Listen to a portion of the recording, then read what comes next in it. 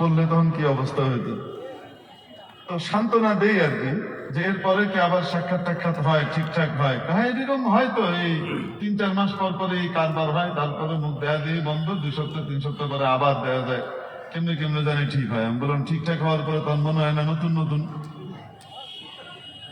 হ্যাঁ এরকম কেমন জানি লাগে। তো এই যে দুনিয়াটা, এখানে দুঃখের পরে সুখ, সুখের পরে দুঃখ। তো আমার কাছে মনে হয়তো যে জান্নাতে গিয়ে এত সুখ পাবো, তো সেই সুখ কি ফ্যাকাশে হয়ে যাবে না এত সুখ পাইতে পাইতে। আসলে যে বিষয়টা সেটা হলো এই, মানুষ কিন্তু কৌতূহলী। আল্লাহ পাক মানুষের যে দিমাগ তৈরি করে রেখেছেন, এটা হলো কৌতূহলী দিমাগ। সে অজানাকে জানতে চায়। তার মধ্যে অদ্ভুত এক সিস্টেম আল্লাহ দিয়ে রেখেছেন, সে এক জায়গায় থাকতে চায় না, সে অজানাকে জানতে চায়। যেটা এখনো জয় করেনি সেটা সে জয় করতে চায়। এটা তার মানসিকতার ভিতরে আল্লাহ পাক দিয়ে রেখেছেন। এজন্য একজন বাচ্চাকে, ছোট্ট কচি বাবুকে আপনি কোলে নেন, সে থেমে থাকবে না, সে এরকম অনেক করে পা দিতে থাকবে। আপনি সাথে তাকে পা রাখার ব্যবস্থা করে দেন, এক পা রাখার ব্যবস্থা করে দিলেন, সে ওখানে থেমে থাকবে না। আমাকে আরো জানতে হবে, আমাকে আরো উঠতে হবে, আমার আরো প্রমোশন লাগবে, সে ওইখান থেকে আরেকটু উপরে উঠে। ওখানে ঠ্যাং রাখতে দেন, এরপরে আরেকটা পা আর উপরে দেয়, দেয় কি দেন? এই যে দেয়, সে কিন্তু থেমে থাকে না। যেদিন মানুষের কৌতূহল শেষ হয়ে যায়, তার জীবন নিরামিষ হয়ে যায়। অবাস্তব না বাস্তব? মানুষের দেখবেন, কোন মানুষ যদি হতাশ হয়ে যায় আর তার জীবনের সকল কৌতূহল শেষ, এখন আর তার নতুন কিছু জানবার, পাবার, নতুন কিছুতে পৌঁছবার তার কোনো ইচ্ছা আর এখন আর নাই, তো তার জীবন ওই দিনই মনে করেন মালাকুল মউত আয়া করছে, ওই মনে করেন নিরামিষ হয়েছে।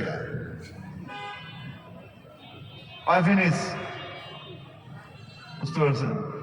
আর 80 বছর 90 বছরের বুড়া এখনো স্বপ্ন দেখছে ওই ঘরটা কর, ওখানে কিছুদিন পরে তো হাঁটার সময় আমার একটু ধীরে ধীরে হাঁটতে হবে, পাইপটা লাগা,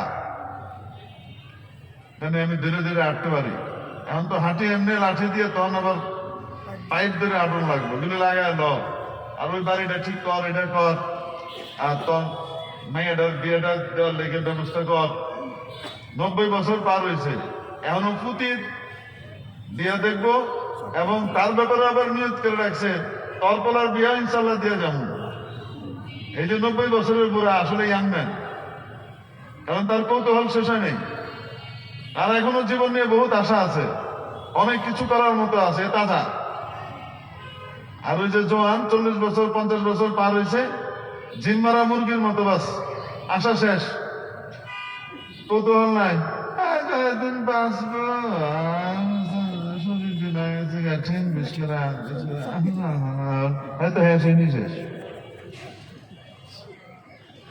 জান্নাতের ভিতরে আল্লাহ পাক মানুষের কৌতূহল উত্তরোত্তর বৃদ্ধি করতে থাকবে, যার কারণে মজা কোনোদিন নিরামিষ হবে না, ওটা শেষ হবে না। প্রথম যে প্লেটটা খাবার দেওয়া হবে জান্নাতে, যখন প্রথম জান্নাতে যাবে, প্রথম যে প্লেটটা দেওয়া হবে, সারা জীবনে যত কিছু খাইছে সেই সবগুলাকে এক পাল্লায় রাখলেও এইটার টেস্টের ধারে কাছেও যেতে পারবে না। এইটা খাওয়ার পরে এইটার যে স্বাদ হবে, এটার যে ট্রেটা আছে, যে ট্রেতে করে, যে বর্তনে করে খাবারটা দিছে, ওই বর্তনের টেস্ট হবে তার চেয়ে 70 গুণ বেশি। প্রথম প্লেটটার মানে বর্তনের যে টেস্ট হবে, সেকেন্ড প্লেটের খাবারটার টেস্ট তার চেয়ে 70 গুণ বেশি হবে, তার প্লেটটার টেস্ট তার চেয়ে 70 গুণ বেশি হবে। মজার ব্যাপার হলো, দেখতে তো একরকমই হবে, কিন্তু টেস্ট ডিফারেন্ট হইতে থাকবে, আকাশ পাতাল ব্যবধান হইতে থাকবে। যেমন দুনিয়াতে আপনারা মাটির ব্যাংক দেখছেন, মাটির ব্যাংক, এই যে আম বানায়, কাঁঠাল বানায়, উপরে একটা ছিদ্রি থাকে, ভিতরে ফাঁকা, পোলাপাইন পয়সা গুলো দেখছেন। তো এই যে মাটির ব্যাংকটা, এই ব্যাংকটা খাইতে কেমন? এটা খাইতে কেমন? খুব মজা না? দেখতে তো একদম পুরো চোষা আমের রাহেন, দেখতে তো আপনার কি কয় আম্রপালির মতো না, তারপরে ল্যাংড়ার মতো, ফজলির মতো, জবরদস্ত আম দেখতে। আর রংটা তার চেয়ে সুন্দর, কিন্তু খাইতে গেলে মাটি বাইরে, ঘোড়ার ডিম। আর আসল আমটা খাইতে কেমন লাগে? সুবহানাল্লাহ। দুনিয়ার যা খাইছে এগুলা আম টাম, আখেরাতেও এই আম পাওয়া যাবে, দেখতে মনে হবে একই, খাইতে গিয়ে দেখা যাবে দুনিয়ার সবগুলো ছিল ঘোড়ার ডিম, আর এইটা হলো আসল আম, ওই মাটির ব্যাংকের মতো মনে হইল দুনিয়ার আমগুলা। এক কথায় উত্তর উত্তর টেস্ট বাড়তে থাকবে, টেস্ট ডিফারেন্ট হইতে থাকবে। তো মানুষের আগ্রহ থাকবে যে সামনের টেস্টটা কেমন হয়, দেখি এর পরেরটা কেমন হয়, এর পরেরটা কেমন হয়, এইভাবে করতে করতে করতে করতে lakh lakh billion billion billion billion crore crore বছর পার হয়ে যাবে, আলোর বছর পার হয়ে যাবে, তার জিন্দিগি শেষ হবে না।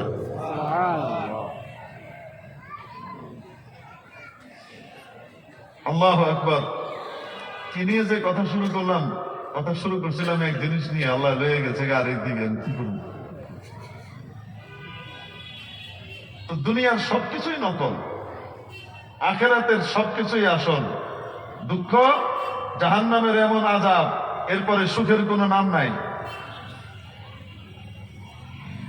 সুখ, এই সুখের পরে দুঃখের কোনো চিহ্নই নাই। অতএব এই সুখ হলো আসল সুখ। প্রিয় উপস্থিতি, বলছিলাম দুনিয়াতে আমরা যারা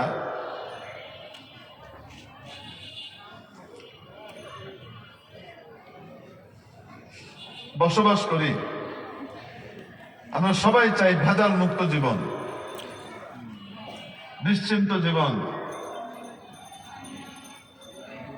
আপদ বিপদ বালা মুসিবত থেকে পরিপূর্ণ মুক্ত থেকে চলবো।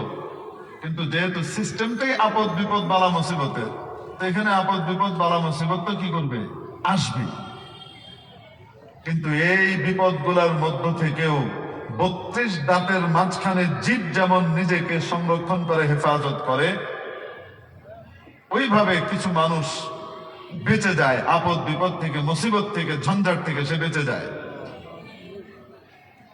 হযরত উকবা ইবনে আমির রাদিয়াল্লাহু তাআলা আনহু জিজ্ঞেস করছেন, ইয়া রাসূলুল্লাহ, আমি মুক্তি চাই, নাজাত চাই দুনিয়া আখিরাতে, যেহেতু উল্লেখ করেন নাই দুনিয়ার না আখিরাতের, অতএব উভয় জগতের প্রশ্ন এবং উত্তর উভয় জগতের।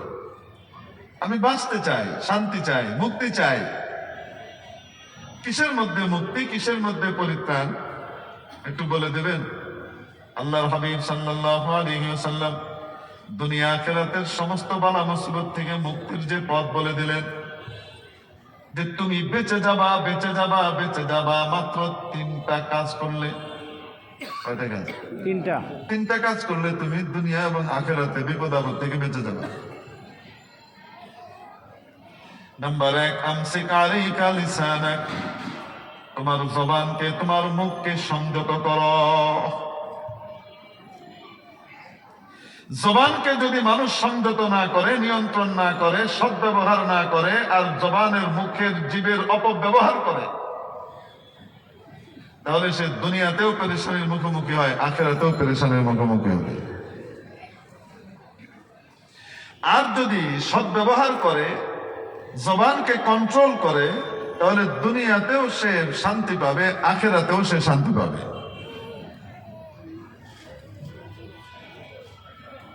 জবানের অপব্যবহার, দুর্ব্যবহার এবং জবানের সঠিক ব্যবহার না করলে, জবানের অপব্যবহার করলে, সঠিক ব্যবহার না করলে, জবানের হেফাজত না করলে, নিয়ন্ত্রণ না করলে, দুনিয়াতে যে বিপদে পড়ে, এটার নজিরের জন্য পুরাণ কাহিনীর দরকার নাই, নগদ 5 তারিখই যথেষ্ট। আমি মাঝে মাঝে চিন্তা করি, আমরা কিসের আলোচক আর আমরা বক্তা। কত পাওয়ারফুল বক্তি উনি, ওনার কাছ থেকে সবাই বক্তব্য শেখা উচিত। কি জবরদস্ত আলোচনা করেন না? এক বয়ানে গদি শেষ, আরেক বয়ানে বাড়ি শেষ। পাওয়ারফুল বয়ান, বুঝাতে পারি না মনে। এখনো যদি বুঝে যে না জবান বন্ধ রাখা দরকার, কিছু কিছু সময় জবান হেফাজত করা দরকার, কিছু সময় চুপ করে জিম মেরে বেয়ে দেওয়া লাগে, কথা কইতে নাই, সময়ের সুযোগ দেয়। বাচ্চাকে সিগার পেটিকোটার সবকিছু খুললে রেখে দেয় নাই, ওগুলি লইয়া এবার দিছে। আল্লাহ শুকর আদায় করি, বাঙালি জাতির শুক্রিয়া আদায় করি যা তোমরা আমাকে কাপড় চোপড় সহ করে আসার জন্য সুযোগ করে দিয়েছো, আমাকে তো করো নাই। এটা শুক্রিয়া আদায় করা দরকার, চুপচাপ বয়ে থাকা দরকার, কথা কওয়া দরকার নাই, চুপ মেরে থাক, চুপ করে থাকবার পারে না, খালি বগর বগর করবো, এক একবারে কয় আর একটা ফিরে ঘটায়, বুঝেন নাই মনে হয়? 15 বছরের তস্ত তাওস চলে গেছে এক বাক্যে, রাজাকারের বাচ্চার নাতি পুতির আমি দেবি, বাস এই একটাই তো কমে গেলি, এক বাণীতে গদি শেষ। আর আরেক ভাষণ মারলো, ছাত্র জনতাকে জাগায় দিবে, ছাত্র জনতা জাগছে তো ঠিকই,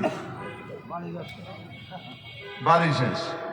চুপ করে থাকলে বেঁচে যাবে, আর যদি চুপ না করে থাকে আবার হে করে, তো আল্লাহ জানে পরের বয়ানে কি শেষ হয়, আল্লাহ জানে পরের বয়ানে কি শেষ হবে। এই জন্য জবানের হেফাজত না করলে, জবান নিয়ন্ত্রণ না করলে দুনিয়াতে যে মানুষ মুসিবতে পড়ে, এটা কি বলে দেওয়ার দরকার আছে না? এটা পরিষ্কার, এটা শুধু ওনার জন্য নাকি আমাদের সবার জন্য? মেরে মুখতারাম দোস্ত, ঠিক তেমনি ভাবে জবানের হেফাজত না করলে দুনিয়ার সাথে সাথে আখিরাত বরবাদ হয়ে যায়। নবী পাক সাল্লাল্লাহু আলাইহি ওয়াসাল্লামের কাছে একজন নারীর আলোচনা করা হলো, মহান নারী, মহিয়সী নারী, এত আবেদা, এত জাহেদা, এত দান সদকাকারী।